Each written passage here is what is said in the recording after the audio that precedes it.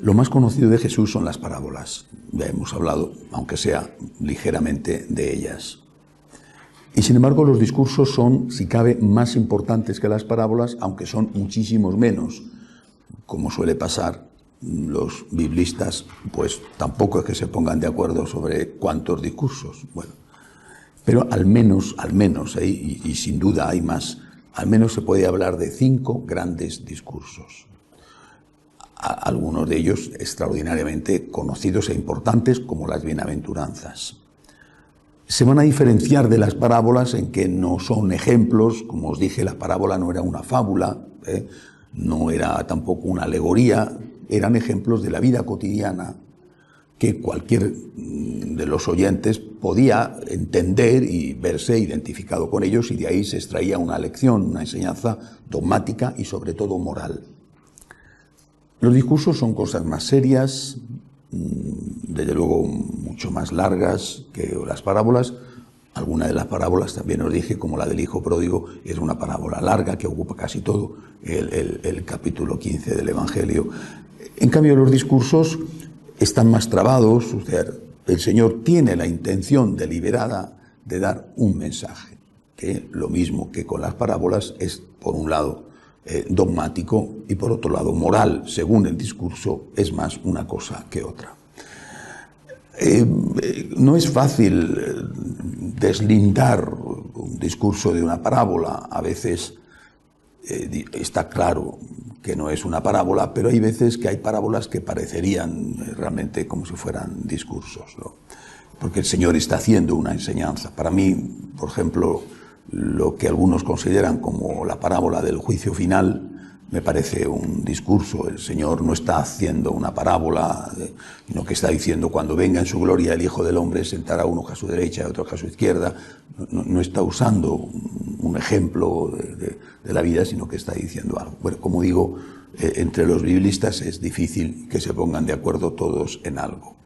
Vamos a ver los discursos que nos da tiempo a ver esta mañana, y tranquilamente los demás pues los veis cuando tengáis la oportunidad, o bien durante el curso, o bien en vuestra lectura personal, tengáis la oportunidad de leerlos. Se me olvidaba decir, los discursos son más propios del Evangelio de San Mateo y también del de San Juan, pero los otros también hay algunos, ¿no? Hay, por ejemplo, en San Juan hay un discurso, no creo que nos dé tiempo ahí, pero que es el llamado Testamento de Jesús, que es el último discurso, terminada la última cena, el último discurso, que hace que no es un discurso sino una oración, porque habla al Padre, ¿no? Pero en sí mismo es un discurso porque está transmitiendo una enseñanza, y además una enseñanza importantísima. Son sus últimas palabras, el Testamento de Jesús, cuando habla de la necesidad de la unidad para que el mundo crea, que todos sean uno como tú y yo, para que el mundo crea que tú me has enviado. Es decir, aunque San Mateo es el que más los refleja, también los pone San Juan, y en menor medida los otros dos evangelistas. Vamos a comenzar con el llamado Sermón de la Montaña, que es el discurso de las bienaventuranzas. Tened paciencia, porque es tan importante que hay que verlo con calma. Vamos la reflexión la he hecho sobre el texto de San Mateo, que es un poco más amplio. La denominación de este discurso de Jesús como Sermón de la Montaña se debe a que, según la tradición, tuvo lugar en la ladera de una colina junto al lago de Tiberíades, no lejos de donde estaba Cafarnaúm. Habría dos versiones en este discurso: la que cuenta San Mateo, más amplia, y la que cuenta San Lucas, más resumida. Aunque para San Lucas inserta este discurso en un discurso ético más amplio. En realidad, este discurso debe conocerse como el de las bienaventuranzas, y ha sido considerado por muchos como el resumen de la ética cristiana, aunque no en el sentido de desplazar los 10 mandamientos de Moisés, sino en el sentido de orientar al cristiano sobre cómo debe ser su vida para alcanzar la felicidad. La palabra bienaventurado debería traducirse mejor por dichoso. Es decir, dichoso tú, bienaventurado tú, dichoso tú, dichosos los que son perseguidos, dichosos los pobres, dichosos los misericordiosos.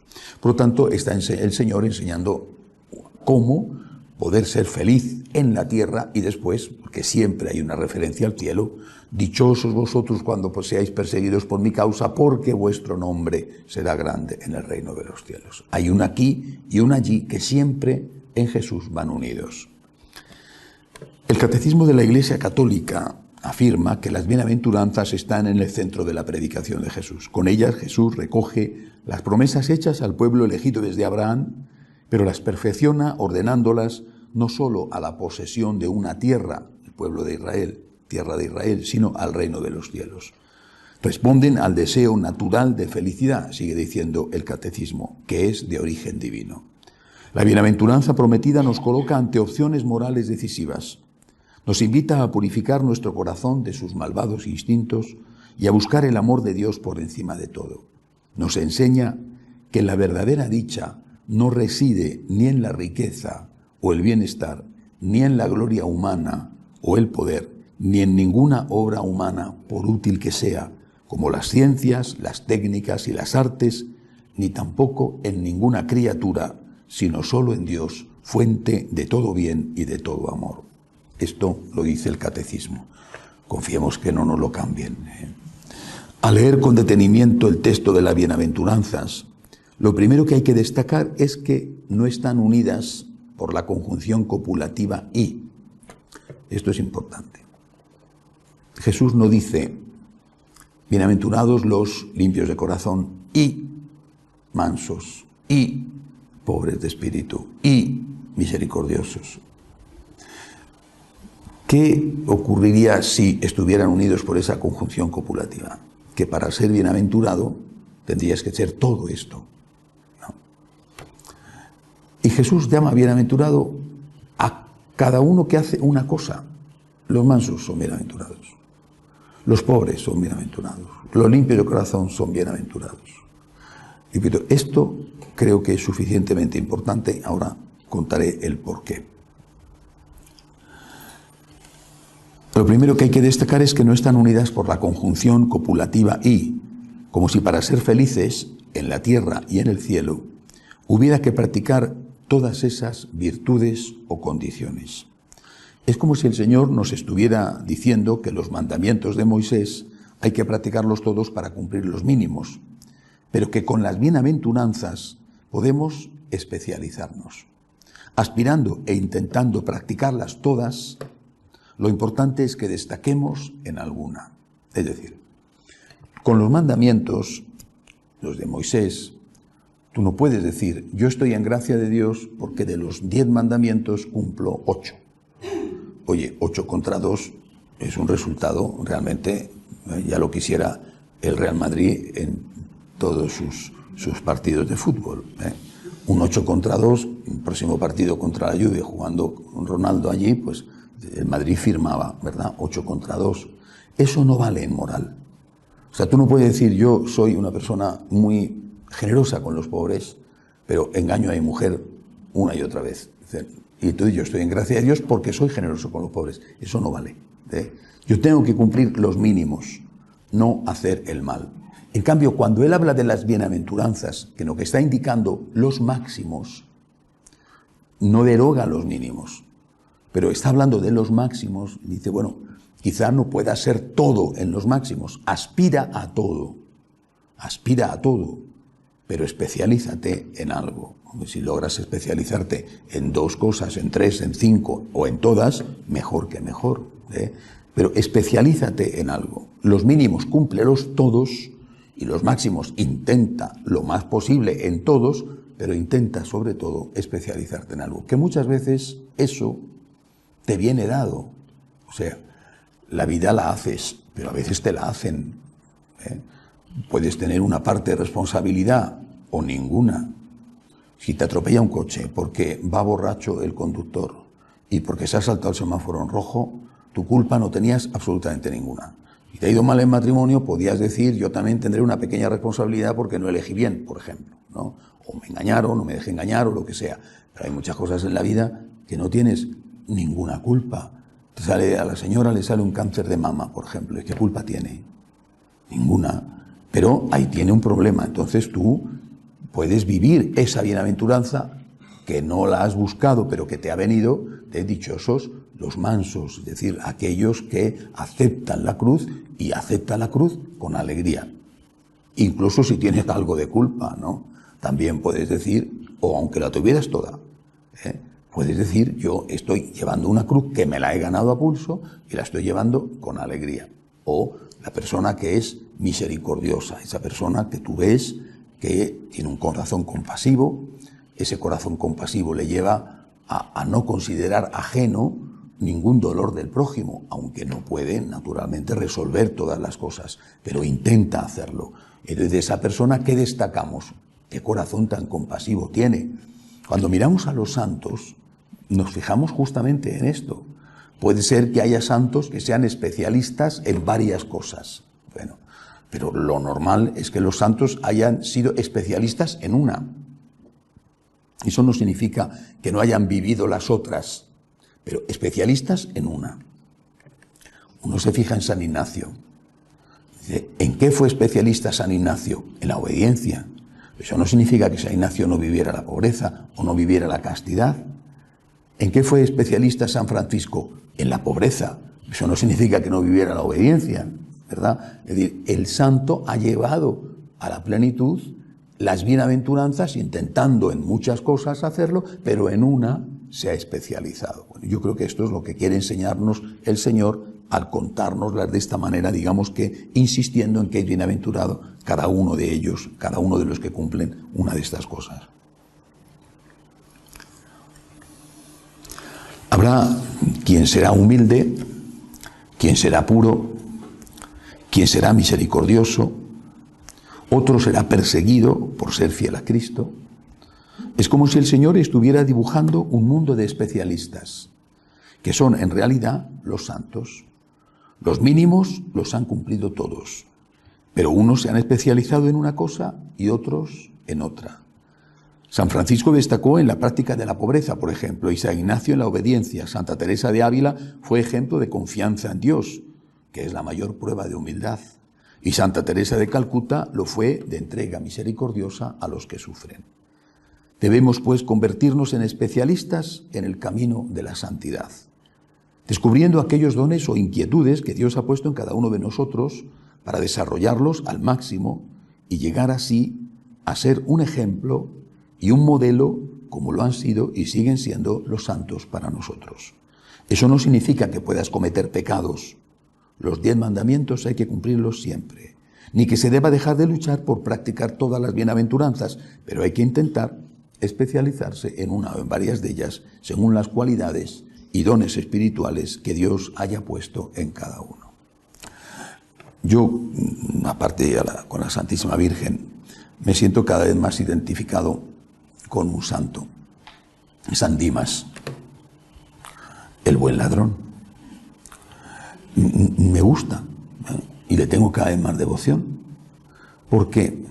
Porque fue el primero que defendió a Jesús. Allí al pie de la cruz, crucificado con él, le manda callar al otro y defiende a Jesús y proclama su fe. Porque el problema quizá es cuando uno piensa, y nos lo están diciendo muchas veces, que al defender a Jesús, al defender la doctrina, la enseñanza de Jesús, que es defender a Jesús, su divinidad, cambiar la doctrina es negar su divinidad. Cuando estamos defendiendo la doctrina es porque estamos defendiendo la divinidad de Cristo. Porque si Cristo es Dios, su doctrina no se puede cambiar. Los que cambian la doctrina es porque niegan la divinidad de Cristo, aunque no lo digan explícitamente. Niegan la divinidad y dicen que está pasado de moda y que hay que ponerle al día, que hay que hacer más evangélico el evangelio. Cuando nos dicen que los que defendemos la doctrina somos fariseos, lo dicen porque ellos dicen que nosotros no tenemos conciencia de pecado, que nos consideramos superiores, que nos consideramos buenos, que era el problema de los fariseos, y que somos unos soberbios. Además nos dicen otras cosas, que no tenemos misericordia, que pobrecita la gente, que parece mentira, en fin, todos esos insultos que todos los días recibimos. Que no somos fieles al magisterio, nosotros no somos los fieles al magisterio, tú fíjate. No, en fin, es lo típico de los sistemas comunistas de toda la vida. Cuando nos dicen esto, dicen, pues oye, yo no me siento identificado, porque yo soy consciente de que soy un pecador. Yo no sé de quién estarán hablando. Soy consciente de que yo soy un pecador. No digo, yo que soy bueno te acuso a ti que eres malo. No entramos en esta discusión de quién es mejor o de quién es peor. Yo digo, lo que tú estás enseñando está mal. Esa no es la doctrina de Jesús. Y por mucho que quieras decir que estás poniéndola al día, una cosa es poner al día y lavarle la cara para que tenga la cara recién lavada, y otra cosa es echarle amoníaco o echarle lejía, que ya la cara no se parece en nada, ¿no? O sea, has cambiado la doctrina con la excusa de ponerla al día. Pues eso es San Dimas, ¿no? San Dimas era un pecador que defiende a Jesús. Y nosotros tenemos que decir, yo pecador sí que soy. No es que tampoco vaya a ponerme a presumir, pero lo soy. Pido perdón a Dios, me confieso. Hace unos días fui a confesarme, intento confesarme una vez al mes. Cuando empiezo la misa siempre, honestamente, lo digo, Señor, confieso mis pecados. Yo no tengo ningún problema. Es decir, no me siento un fariseo que acusa a los demás sintiéndose él mejor. No soy mejor que nadie, pero defiendo a Jesús. Y creo que esto hay que tenerlo claro, porque hoy en día quizá lo que más falta hace, y mira que hace falta todo, lo que más falta hace es estos que dice Jesús, dichosos vosotros cuando seáis perseguidos por causa de la justicia. Dichosos vosotros cuando seáis perseguidos por mi causa, dice Jesús. Dichosos vosotros.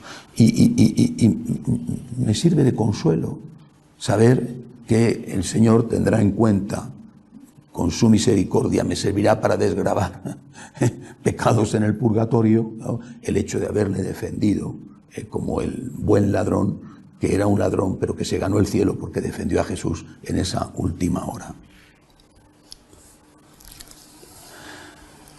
La otra bienaventuranza que está ligada explícitamente a la posesión del reino de los cielos es la de la persecución. Perdón, me he saltado una parte. Si nos fijamos en cada una de las bienaventuranzas, vemos que son 8, puesto que la octava y la novena son muy similares. Vemos también que abarcan algunas de las cualidades o virtudes más practicadas por Jesús, que se convierte así en el modelo perfecto para practicarlas, o bien practicadas por la Virgen María, reflejo e imagen de la gloria de Cristo. El reino de los cielos, aunque está implícito en todas las promesas, se promete explícitamente solo a 2. Está implícito en todas, pero se promete explícitamente a 2, nada más. Las demás también, pero 2 de forma explícita, que son la de los pobres y la de los perseguidos. San Mateo habla de pobres de espíritu, mientras que San Lucas habla solo de pobres. San Lucas además solo expone 4 bienaventuranzas e incluye en cambio severas advertencias contra los que no practiquen esas bienaventuranzas. La pobreza de espíritu de San Mateo es un concepto más amplio que el de la simple pobreza material y se refiere a tener alma de pobres, es decir, a no estar apegados a los bienes materiales y a no poner en ellos el corazón ni el sueño de felicidad. También se refiere a la generosidad con que deben actuar los que tienen bienes materiales para ayudar a los que no los tienen, empezando, por supuesto, por pagar lo justo a quien trabaja para ellos, o trabajar lo justo cuando eres un empleado, que también hay que mirar las cosas desde esa perspectiva. El riesgo de entender la pobreza solo desde el punto de vista material es muy grande. Por eso la Iglesia se ha fijado más en el planteamiento de San Mateo que en el de San Lucas. ¿Y por qué es grande el riesgo? Porque si el pobre, por ser pobre, fuera bienaventurado y fuera al cielo, el pobre por ser pobre, estaríamos estableciendo una categoría distinta de bondad. Tú puedes ser pobre de pedir y puedes ser un borracho. Puedes ser pobre y puedes ser un maltratador, a lo mejor de tu esposa. Un violador. quizá de tus propios hijos. Ah, pero tú eres pobre. Esta es la trampa bastante estúpida pero eficaz de toda la teología de la liberación. Como si la certificación de santidad consistiera en la declaración de la renta. A ver, todos los que están exentos de declarar, hablo de España, de declarar la renta porque ganan menos de una cantidad, estos van al cielo seguros. ¿No? Y los otros van al infierno. Esto es absurdo, ¿verdad? ¿No? ¿Qué me está usted contando? ¿No? O sea, fijamos, todos de las minorías étnicas van al cielo seguro. Y todos los blancos, rubios, ojos azules, que estos se condenan todos. Esto es ridículo, esto es absurdo, ¿no? Y esto se ha llevado a la práctica en muchísimos sitios, ¿no? La maldición del rico y la bienaventuranza del pobre.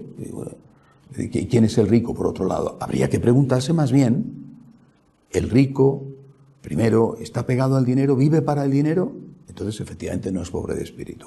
¿El rico es rico legalmente? Eso también hay que preguntárselo. ¿Ha adquirido ese dinero legalmente o lo ha adquirido mediante la corrupción? Habría que preguntarse si el rico está siendo generoso de verdad, hasta que duela.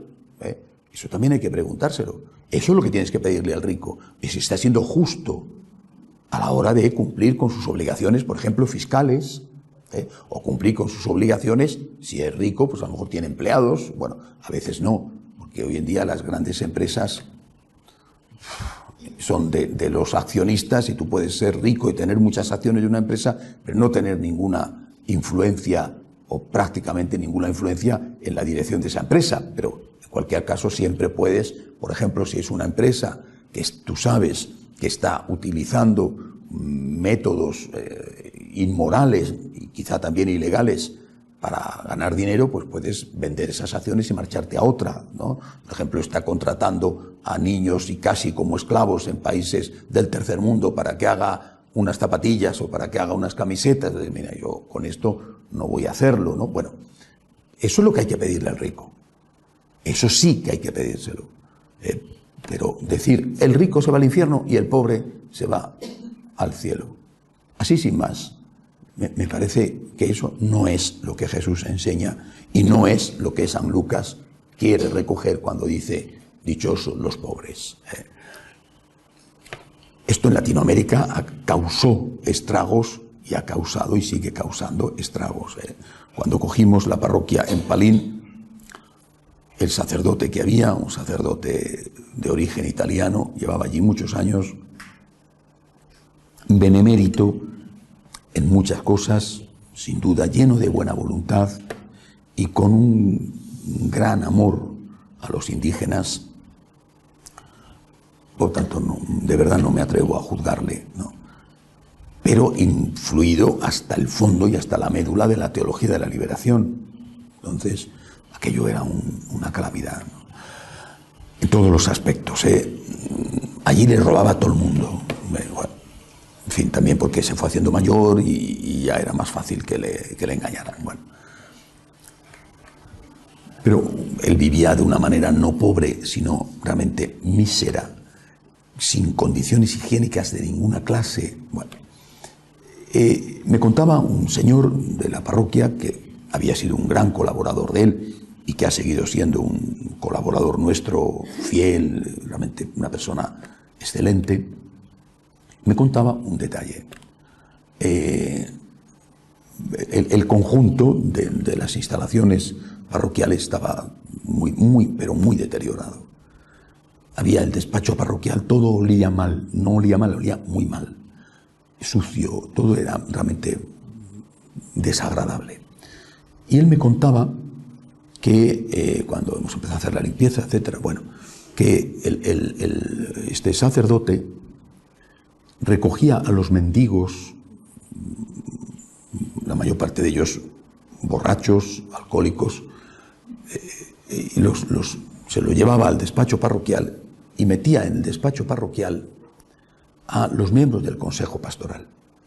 Traía a 2 o 3 mendigos en la calle, borrachos, indígenas, que no es que brille precisamente ese mundo por la higiene, pero bueno, en todo caso aquella gente era lo que era, ¿no? Sin culpa ninguna, cogía a los mendigos, borrachos, malolientes hasta el máximo, y los metía en un pequeñísimo despacho, y allí metía a todos apretados al consejo pastoral, que yo era insoportable. Los tenía cerraditos, él también, a todos allí, porque había que oler el olor de los pobres. Pero imagínate tú lo nauseabundo que resultaba aquello. ¿Hasta qué punto llegaba la estupidez? Lo que tú tienes que hacer es coger al mendigo y darle una ducha. No, cogía al mendigo, lo metía allí y luego le dejaba al mendigo de nuevo en la puerta. No, date al mendigo, le das de comer, lo hacía un día a la semana, lo seguimos haciendo nosotros, el padre Benjamín lo hace maravillosamente. Y yo instala unas duchas, ¿no? Higiene, recogida de ropa, que se puedan cambiar, en fin, ayuda al mendigo. No, porque en el momento en que hemos enaltecido al pobre, lo que estamos diciendo es que el pobre, si es pobre, se salva. Por tanto, tú no tienes que hacer que el pobre deje de ser pobre. Con lo cual, es justo lo contrario de lo que quiere el pobre. Porque lo que quiere el pobre es ser rico, en todo el mundo. Lo que quiere el pobre es dejar de ser pobre. ¿Y bien qué hacen? ¿No? O sea, se ha enaltecido la pobreza como institución salvífica. Cuanto más pobre, maloliente, cochino, más te vas al cielo seguro. Espero que en el cielo de verdad haya duchas, ¿no? Porque de lo contrario va a ser un poquito complicado. Estoy segurísimo de que la Virgen María lo tiene como los chorros del oro, ¿no? Bueno, todo esto es absurdo. Es que salta a la vista que es absurdo. Dice usted que esto no es normal. Si me dice usted que quiere ayudar a los pobres, pues parece perfecto, son mendigos abandonados por sus familias. El problema del alcoholismo entre los indígenas es tremendo, lo mismo que es altísimo el problema de las violaciones de los menores en las propias casas. Son lacras que están ahí. Bueno, pues organice usted, a la vez que les da algunos días a la semana el desayuno, organice usted unas duchas donde la gente pueda tener un poco de higiene, enséñales a lavarse, una pastillita de jabón y después con ropa que la gente puede dar, recoges en la ciudad ropa limpia, en fin, organiza algo para los pobres. No. Oye, los pobres tienen que seguir siendo pobres. Y nosotros, que no lo somos, y él realmente vivía no como pobre, sino como mísero, porque aquello era horroroso. No podéis ni imaginar. Cualquier cosa que pueda llegar vuestra imaginación, os lo aseguro, se queda corta. Bueno, pues metía a los del Consejo Pastoral en una habitación pequeña, todos juntos con varios mendigos, para que se asfixiaran bien. Porque dado que no podemos vivir en la calle como mendigos, experimentemos lo que hacen los mendigos, ¿no? El mendigo lo que quería es que le dieran de comer y seguramente que le dieran una ropa limpia y un abrazo de cariño y de afecto porque estaba tirado en la calle. Hay que tener mucho cuidado con estas cosas, ¿no? Porque a estos absurdos hemos llegado. Y en otros aspectos hubo una moda en esa época terrible, que Dios quiera que no vuelva, en la construcción de iglesias en la cual cuanto más fea, mejor. Cuanto más fea era la iglesia, mejor. No porque fuera ya de ladrillo, ladrillo visto, sino porque eran oscuras. O sea, la estética era antipobreza, ¿no? Entonces, cuanto más fea la iglesia, mejor. Más pobre era. Más encarnada, como se decía. Encarnada más bien roja, ¿verdad? Bueno, encarnada de encarnación, pero más bien encarnada del color. Bueno, cuanto más fea, más cutre, más... ¿Pero qué tiene que ver? Es que hay que estar con los pobres. Pero vamos a ver. Primero, esta iglesia a lo mejor no está en un barrio pobre precisamente. Qué curioso que tú no te has ido al barrio pobre, que tú que te has quedado con los ricos. Bueno, pero es que además... También a los pobres les gusta ir a una iglesia limpia, bonita, no digo lujosa, digo digna, bonita, alegre, ¿no? ¿Por qué esta oscuridad? ¿Por qué este terror a todo? Es decir, entre luz, disfrutemos del amor de Dios, ¿no? Todo tiene que ser tenebroso, oscuro, mísero. por los pobres. ¿Qué me estás contando? Que es que los pobres lo que quieren es otra cosa. En Guatemala me contaron que un nuncio, no el actual, que duró poco, se enfrentó con los obispos, se enfrentó de aquella manera en que se enfrentan los nuncios, o sea, ¿no? Y les dijo, vosotros habéis hecho una opción por los pobres y los pobres han hecho una opción por las sectas. Y es que son los pobres los que se van a las sectas, que no hay nada que hacer, ¿no? Creo que por eso a la hora de hablar de las bienaventuranzas hay que tener mucho cuidado con la demagogia y con la falta de sentido común. La pobreza es una cosa muy seria y es mucho más serio que el simple certificado de la declaración de la renta. Para nosotros siempre ha valido el concepto de austeridad y el concepto de limosna, que van unidos. Para nosotros, recordad, franciscanos de María, consagrados, los laicos consagrados, tenéis, y no hay que olvidarlo, una de las promesas es la promesa de pobreza. La otra es la promesa de la unión con Dios. La promesa de pobreza establece 4 puntos. Hay que insistir y recordarlos. Tienes que cumplir bien con tu obligación profesional, lo mejor que puedas. No tienes que ser el mejor abogado del mundo o la mejor cocinera del mundo. Tienes que ser el mejor abogado que tú puedas ser y la mejor cocinera o ama de casa que tú puedas ser. Porque tu servicio primero, el que más frecuentemente vas a dar, es a través del ejercicio de tu profesión. Primero. Segundo, tienes que vivir con austeridad. Gasta lo que tengas que gastar, que incluye irte al cine alguna vez, o que incluye irte de vacaciones. Tienes una familia, tienes unos niños pequeños, tendrás que cuidarlos, pero no derroches, intenta no tirar comida, intenta, si puedes, esperarte a las rebajas, que a lo mejor vas a encontrar lo más barato. Es decir, vive con austeridad. No caigas en el consumismo, que es una de las plagas de nuestra época. Tercero, la austeridad no se practica para tener más dinero en el banco. La austeridad se practica para tener más dinero disponible para ayudar a los que no tienen nada. Es exactamente lo que dice San Pablo. Vive con austeridad y comparte. Lo que dicen es que el consumo beneficia a la sociedad y beneficia la creación de puestos de trabajo. Dicen, ¿verdad? Sí. Pero será el consumo global. Es decir, si yo, en lugar de gastar 10, gasto 7, y gracias a que yo gasto 7, otro puede gastar 3, entre los dos estamos gastando 10, pero lo gastamos entre 2. Yo estoy gastando 7 y el otro gasta 10. El otro gasta 3, el 10 le damos lo mismo, pero lo hacemos entre 2. Es decir, tu austeridad tiene que ir unida a la limosna. Si no va unida a la limosna, entonces es cuando cometes un pecado. ¿Qué limosna? Ya lo hemos hablado. Aquello que puedas hasta que te duela. Ahí te paras. Ahí te paras. No, ya no debo de seguir porque ya me estoy pasando. Esto ya realmente me cuesta mucho. Pero un poco de sacrificio, sí. Y luego, 4º punto, no solamente des limosna de tu dinero.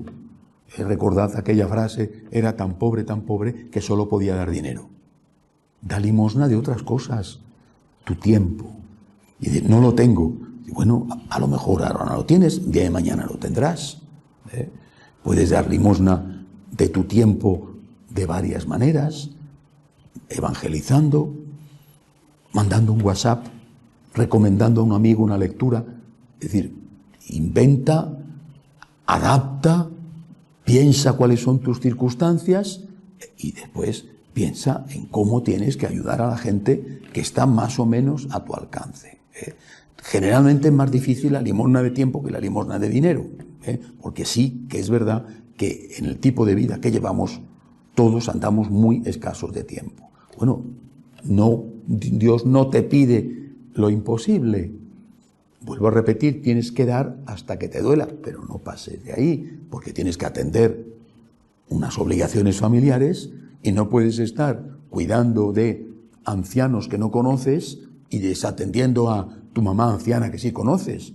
Claro, a lo mejor atender a tu mamá anciana es bastante más pesado que atender a un anciano desconocido en un asilo al cual vas una vez a la semana 1 hora. Tendrás que atender primero a tus obligaciones en el sentido amplio de tus obligaciones. Creo que o entendemos así la pobreza, o repito, estamos haciendo una iglesia en la cual los certificados de buena conducta o los certificados para ir al cielo se dan en función de la declaración de la renta. ¿Y usted? Pues no, porque eso no es lo que el Señor enseñó. El Señor no dijo, los pobres pueden hacer lo que quieran. A los ricos hay que exigirles esto, aquello y lo demás allá. No, mire usted, las normas morales son normas para todos, pobres y ricos. Y de verdad, lo que los pobres quieren y lo que los pobres necesitan es que les den un trabajo y que les ayuden a vivir con dignidad. Mejor hubiera sido que hubiera hecho unas duchas aquel sacerdote en lugar de hacer soportar a los del consejo pastoral el mal olor de los mendigos. La otra bienaventuranza que está ligada explícitamente a la posesión del reino de los cielos es la de la persecución. En esta, el Señor insiste tanto que San Mateo le dedica 3 versículos. Bienaventurados los perseguidos por causa de la justicia, porque de ellos es el reino de los cielos. Bienaventurados seréis cuando os injurien y os persigan y digan con mentira toda clase de mal contra vosotros por mi causa. Alegraos y regocijaos, porque vuestra recompensa será grande en el cielo, pues de la misma manera persiguieron a los profetas anteriores a vosotros. Es decir, es la bienaventuranza que San Mateo destaca por encima de todas las demás. Insisto, lo que he dicho al principio, tenemos que cumplir todas y ser especialistas en alguna. Pero hay momentos en la historia en los cuales pues, lo que hay que hacer es una cosa, sin que eso suponga que hay que olvidar lo otro. Pero hay momentos en que lo que hay que hacer es una cosa. Vuelvo a poneros el ejemplo que os decía el otro día. El ángel avisa a San José, coge al niño y a su madre que Herodes le busca para matarlo. Pues debió de ser todo rapidísimo. Vuelvo a deciros, Belén está pegado a Jerusalén, y segurísimo que Herodes sabía dónde estaba el niño, porque había mandado emisarios con los magos detrás de ellos o cuando fuera, es decir, o había llamado a Belén, no por teléfono, sino con un propio, y le había dicho, oye, al alcalde o a algún amigo tenía que tener allí, y decía, oye, investígame dónde van los magos, ¿no? Y vienes y me lo cuentas. O sea, al día siguiente salen los magos, no sé cuánto tiempo se quedarían, porque no querría hacer la escabechina delante de gente que podía ser importante del extranjero, ¿vale? En cuanto se fueron los observadores de las Naciones Unidas, digamos así, bueno, de otro tipo de Naciones Unidas, entonces Blas ya mandó a los soldados para que hicieran la escabechina. No había tiempo que perder. Coge al niño y a su madre y vete a Egipto, que Herodes le busca para matarle. No era el momento de ponerse a dar una catequesis al niño. Y no sé ni siquiera si darle el pecho por parte de la Virgen, si es que estaba en la edad todavía. Coge al niño y a su madre, ya te estás levantando, agarra lo que puedas, yo voy aparejando el borrico y estamos saliendo ahora mismo de aquí. Porque de lo contrario nos arriesgamos muchísimo a que mañana ya no podamos salir. Es decir, hay momentos para una cosa y hay momentos para otra. Hoy es un momento para defender a Jesús. Y defender a Jesús hoy es defenderlo de los de fuera. Toda la vida de Dios están ahí, las calumnias, las mentiras, el acoso, el sacar a la luz cosas para desprestigiar a la Iglesia, y defender a Jesús de los de dentro, que son, siempre ha sido así, peores y más dañinos que los de fuera. Porque recordad aquel refrán, de mis amigos líbrame, Señor, que de mis enemigos ya me libro yo. Bueno, pues los amigos muchas veces son los peores enemigos. Esto es lo que hace falta hoy. ¿No hace falta todo lo demás? Sí, pero hoy especialmente esto es lo que necesita Jesús, y yo creo que esto es lo que nos pide hoy especialmente la Virgen María. Sobre este tema, la persecución, volverá más adelante el mismo evangelista con una significativa promesa del Señor. Por todo aquel que se declare por mí ante los hombres, yo también me declararé por él ante mi Padre que está en los cielos.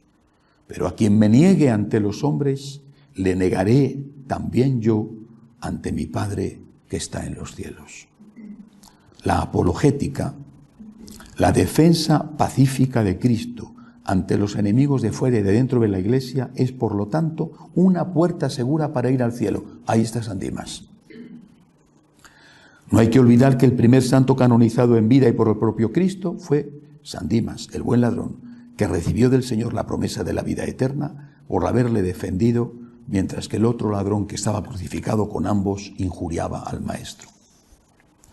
La siguiente promesa de felicidad va dirigida a los mansos. Vamos a ver, que los mansos no son los cabestros de las corridas de San Fermín, que eso le llamamos los mansos, ¿no? Pero a la gente que no sabe de qué será eso de los mansos, ¿no?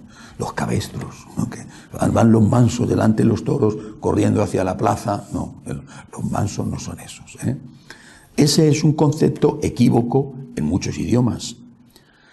Algunos lo equiparan a la humildad, pero tiene un matiz diferente, pues de lo contrario Jesús no se habría referido a ambos conceptos cuando dice de sí mismo: aprended de mí que soy manso y humilde de corazón. La mansedumbre, que es la virtud que practican los que son mansos, es un don del Espíritu Santo que podemos entender mejor si nos fijamos en cuál es su vicio opuesto: la ira. Manso, por lo tanto, podría ser el pacífico, entendido como una cualidad que hace que la persona no pierda la calma ni la confianza en Dios en medio de las afrentas y las tribulaciones.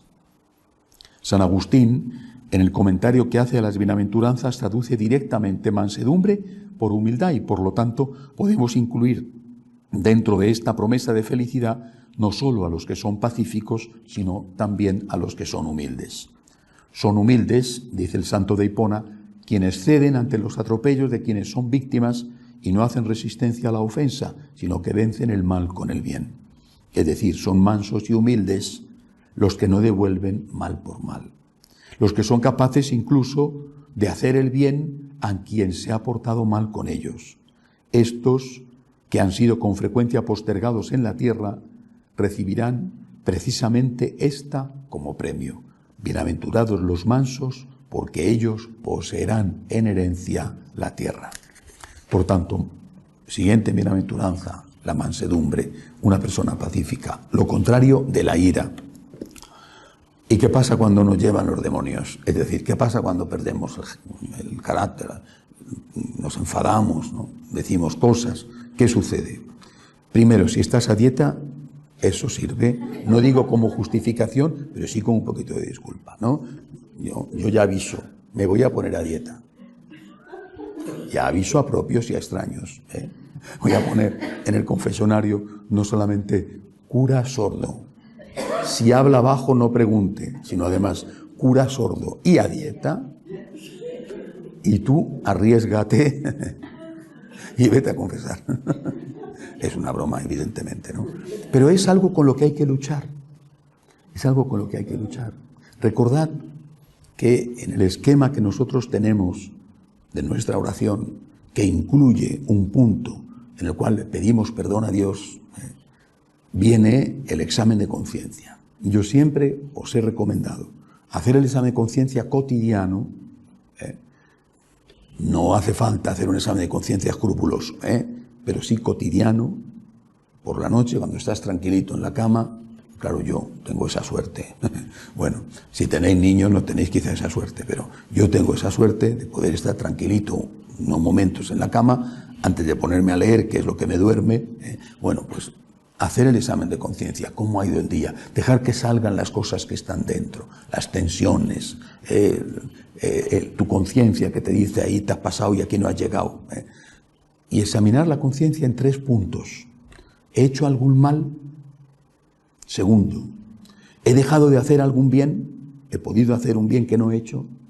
Y tercero, aunque pueda estar ligado a ambos, explícitamente. ¿Y el carácter qué? Porque eso de que esta persona tiene carácter es falso. Todos tenemos un carácter. Todos. Todos tenemos huellas dactilares. Todos. Menos los capos de la droga que se las quitan. Pero nosotros todos tenemos huellas dactilares. Y el carácter es como la huella dactilar. Naces con él, naces con esas huellas dactilares. Naces con él. Y los que tenéis hijos lo sabéis perfectamente. Hermanos del mismo papá y de la misma mamá, que se parecen incluso físicamente, pero qué distintos. Qué distintos. Uno tranquilo, que vamos, no sabes qué hacer si darle a comer guindilla todos los días para que se espabile, ¿no? Y el otro nervioso, que es un hiperactivo y que no sabes qué hacer si darle todos los días 1 litro de tila para que se tranquilice. Son hermanos. Y no son mejores o peores. Son distintos. Y por otro lado, cuando tienes varios, es bueno que haya cosas distintas, porque si todos fueran hipernerviosos o si todos fueran hipertranquilos, imagínate tú, ¿no? Bueno, cada uno tiene su carácter. Somos así. Y del carácter, lo mismo que de las huellas dactilares, probablemente no tenemos ninguna culpa ni ninguna responsabilidad. Pero de lo que cometemos, sí. Y por eso hay que trabajarlo. Así que creo que esta bienaventuranza de los mansos, a todos y a todas, no quiero yo señalar solamente a todos y a todas, tampoco quiero decir que a todas más que a todos, sino que a todos y a todas, jóvenes y jóvenes, a todos nos interesa practicarla.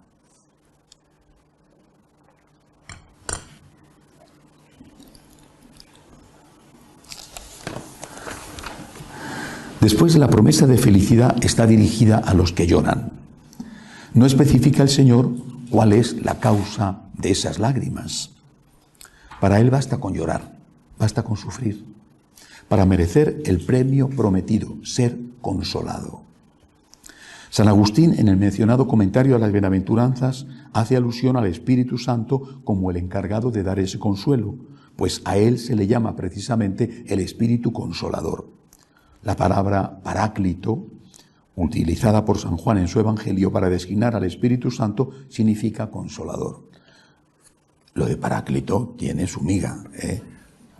Cuando llega la hora de leer y se dice el Espíritu Santo paráclito, ¿cuántas veces he escuchado decir el Espíritu Santo paralítico? Es un asunto que te quedas sobrecogido, ¿no? ¿Qué ha hecho, no? Pobre, ¿no? Y también he escuchado decir lectura del libro de los hijos de los apóstoles, ¿no? Es decir, que los lectores tienen que cuidarse antes de salir a leer. Es paráclito y no tiene nada de paralítico, sino que al contrario es el propio fuego. El Espíritu Santo, por lo tanto, será el encargado de enjugar todas las lágrimas y consolar a todos los que han sufrido. A mí esto me gusta mucho, porque a veces hay lágrimas por cosas que te han hecho. Y hay veces que hay lágrimas por cosas que tú te has hecho o que tú has hecho. Y hay que pedir al Espíritu Santo que nos consuele de todas las lágrimas. De aquellas de las que eres inocente absolutamente, de aquellas de las que eres culpable absolutamente y de aquellas de las que eres medio pensionista, que un poquito culpable y un poquito inocente. Yo creo que muchas veces por una cosa o por otra somos medio pensionistas, ¿no? O sea, ni somos tan inocentes absolutos, ni tan culpables absolutos, pero tenemos lo nuestro. Y esos pecados también hay que llorarlos. Es decir, sentir horror al pecado es un don del Espíritu Santo. San Agustín decía, si no puedes no pecar, al menos odia el pecado que cometes. Porque ese ya es el principio de poder cambiar. Cuando justificas tu pecado, cuando te regodeas en tu pecado, cuando no te arrepientes de tu pecado, cuando no vas a tener ninguna posibilidad de cambiar. Querer amar ya es empezar a amar. A continuación, Cristo promete la felicidad a los que tienen hambre y sed de la justicia. Hoy esta bienaventuranza se entiende dirigida a aquellos que están luchando por conseguir la justicia social, Algunos incluso llegan a justificar el uso de la violencia en esa lucha.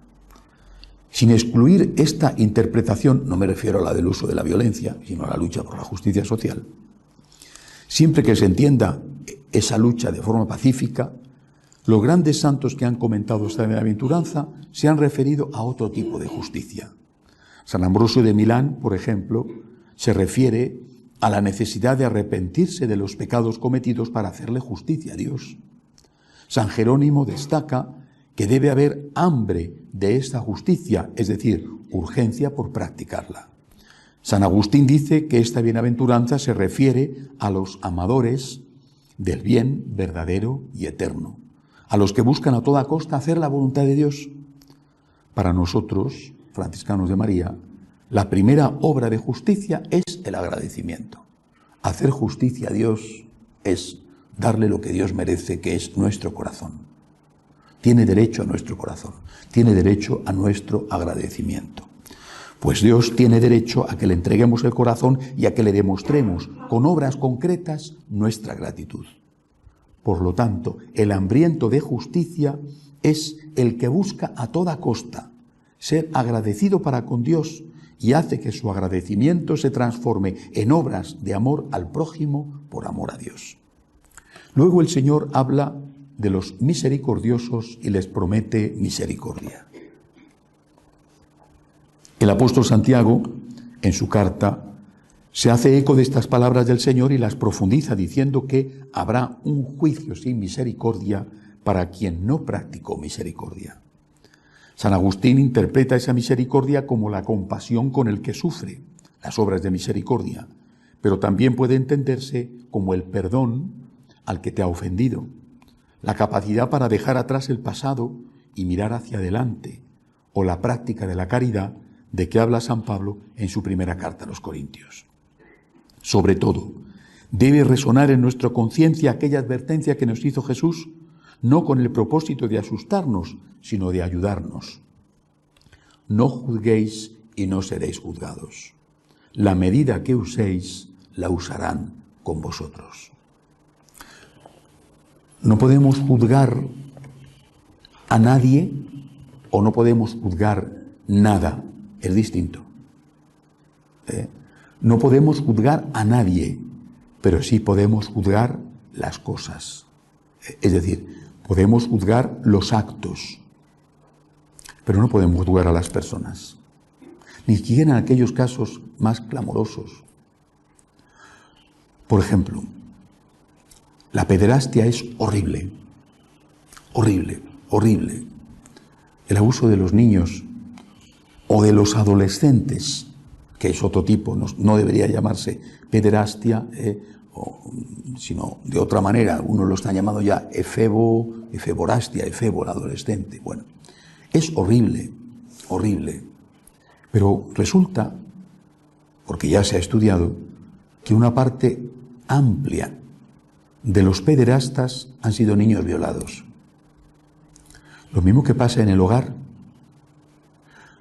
Una parte amplia de los hombres violentos han sido víctimas de la violencia cuando eran pequeños en su hogar por parte de su padre. Es así. Aquella conducta que padecieron, que les hizo sufrir y que odiaron, la reproducen. No es lógico, pero es así. No digo que eso ocurra en todos los casos, pero ocurre en muchísimos casos. Por eso, no juzgues, no juzgues. ¿Tú sabes la historia de esa persona? ¿Cuáles son sus antecedentes familiares? ¿Cómo fue su educación? ¿Qué le ha pasado? No juzgues a la persona. Deja eso a Dios que sabe todo. Deja eso a Dios que sabe todo. Y tú puedes, eso sí, juzgar lo que esa persona ha hecho. Yo creo que ese es el sentido bíblico, evangélico, de lo que quiso decir el Papa Francisco en aquel viaje volviendo de Río de Janeiro después de la Jornada Mundial de la Juventud, cuando dijo, ante una pregunta sobre los homosexuales, ¿quién soy yo para juzgar? Y muchos lo interpretaron diciendo, ¿quién soy yo para juzgar la homosexualidad? No creo que eso fuera lo que quería decir el Papa. Ha tenido después otras manifestaciones que van en contrario de esa línea. sino quién soy yo para juzgar a la persona. Yo soy quién para juzgar a la persona. Incluso una persona que haya podido cometer un delito no puede ya rectificar, arrepentirse, convertirse, cambiar.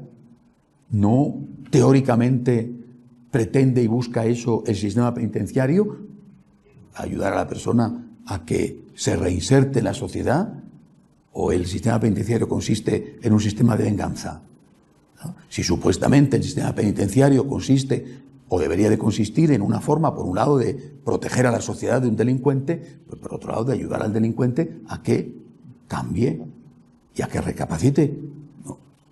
Creo que estamos cometiendo muchos errores y esos errores nos los están haciendo cometer desde fuera y nos están haciendo mucho daño con ellos. La siguiente bienaventuranza está dedicada a los limpios de corazón, a los que se promete el premio de poder ver a Dios. La Iglesia siempre ha entendido la pureza de corazón como la ausencia de doblez, de hipocresía. San Agustín, comentando esta bienaventuranza, decía que los limpios de corazón eran los de corazón sencillo, es decir, los que ni ven dobles intenciones en todo lo que hacen los demás, ni las tienen ellos. Nosotros en esto lo tenemos un poquito más fácil, los hombres me refiero, porque somos tan tontos, que no nos damos cuenta de las cosas. Y generalmente tampoco tenemos doble intención, ¿no? Y que por lo tanto, no digo que todas las señoras, eso no, pero sois más listas, entonces lo sois, más listas. Dios los hizo un poquito más tarde y se especializó. Bueno, entonces, sois más listas. La más tonta de vosotras es más lista que el más listo de los hombres. Entonces, sois más listas. Y ese es vuestro problema, como sabéis. No que lo diga yo, sino que lo sabéis. Que siempre veis ahí una doble intención, ¿no? Que a lo mejor la hay, que a lo mejor la hay. Y que nosotros, en cambio, no vemos nada. Somos muy simples, ¿no? Me decía una señora no hace mucho que tenía, aparte de su marido, que ya al final se convierte en un hijo más, como sabéis las casadas, bueno, tenía hijos y todos varones. Yo le dije, madre mía, qué difícil, ¿no? Hijo facilísimo, son todos chicos. Con comida y una pelota los tengo dominados, ¿no? Si hubiera tenido hijas sería distinto, decía ella, ¿no? Oye, lo decía ella, Me dijo, facilísimo, comida y una pelota, no piden otra cosa, ¿no? Con frecuencia, los mal pensados se comportan así porque ellos son así, pues se cumple el refrán, piensa el ladrón que todos son de su condición. Es verdad que también se puede pecar de inocente y que la prudencia es una virtud importantísima, pero es imposible ver a Dios, es decir, averiguar cuál es la voluntad de Dios en la tierra y estar en su compañía en el cielo, cuando todo es cálculo e interés, cuando no hay verdadero amor, cuando no hay agradecimiento, cuando toda relación, empezando por la relación con Dios, está viciada por el objetivo de sacar algo de esa relación. El Señor llama bienaventurados a continuación a los que trabajan por la paz. Si los mansos son personas pacíficas, los que trabajan por la paz intentan sembrarla a su alrededor. Para ello trabajan por la justicia, pues es difícil mantener una verdadera paz donde hay injusticia y abuso. Pero también se esfuerzan por hablar bien de los ausentes, o al menos no criticarlos. Un pacificador es siempre un mediador, alguien que intenta unir, que ayuda a ver la parte positiva de los demás. Pero también lo es alguien que controla sus instintos y los somete a su voluntad, pues difícilmente podrá sembrar paz el que está dominado por la violencia en su cuerpo o en su alma. El premio es nada menos que ser llamados hijos de Dios. Con esto el Señor quería decir que los que no siembran paz, los que no intentan unir, sino que por el contrario siembran cizaña y enfrentan a unos con otros, no son hijos de Dios, sino aliados del enemigo, que es el Señor de la división y la fuente de toda violencia. Conviene recordar siempre aquella oración atribuida a San Francisco, que es un modelo de comportamiento pacífico y pacificador. Señor, haz de mí un instrumento de tu paz. Que allí donde haya odio ponga yo amor, donde haya ofensa ponga yo perdón, donde haya discordia ponga yo unión, donde haya error ponga yo verdad. Y así todo lo demás. Hay algo muy importante que no hay que olvidar cuando se medita sobre las bienaventuranzas. Además de ser un camino para alcanzar la felicidad en la tierra, es ante todo un camino que nos conduce al cielo. El catolicismo no predica una moral de tipo estoico, una moral basada en el esfuerzo y en la práctica de la virtud por la virtud. Para el católico, las exigentes normas morales que intenta cumplir tienen ante todo la motivación del agradecimiento al amor de Dios y también el deseo de estar para siempre con ese Dios al que se ama, es decir, el deseo de ir al cielo.